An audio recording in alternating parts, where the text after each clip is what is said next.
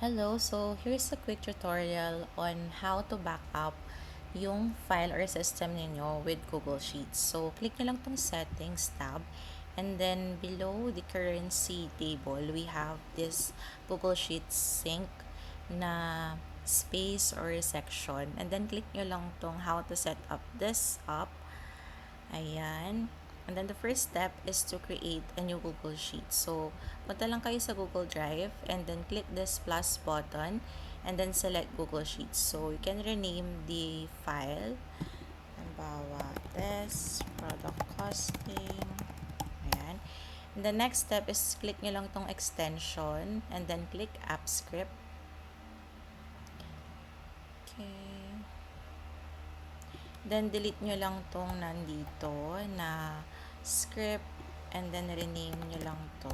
So, you can rename this ng any file name and then punta lang ulit kayo doon sa settings tab natin and then i-copy nyo lang to. Click copy and then i-paste nyo dito sa Google Sheets and then click save. So, once na na-save na, click nyo tong deploy and then click new deployment. And then click nyo tong enable deployment types and then click web app. Sa description, you can keep this blank or add a description, any description, and then sa access, click anyone. So, kung kanino nyo i-share yung link, sila yung magkakaroon ng access and then click deploy. So, dito, mag-authorize lang kayo. Need lang ng authorization on your end. Ayan, click authorize access. So, click advance. So, Google hasn't verified this app since this one is a customized system. Click nyo lang tong go to test.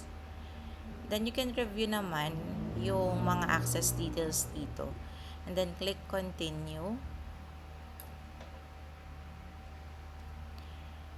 Ayan. So, itong web app dito, yan lang yung ika-copy ninyo and ipe-paste doon sa web app link dito and then click connect kung hindi pa siya connected.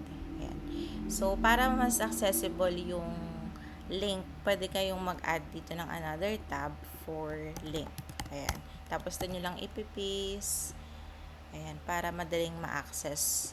Or pwede nyong isend sa GC ninyo and then i-pin para pag kailangan ng staff, yan na lang yung ika-copy and paste nila doon sa file or dun sa system. So, ganun lang po. If you have any questions or concerns or need pa ng assistance, pwede lang akong i-message. Thank you!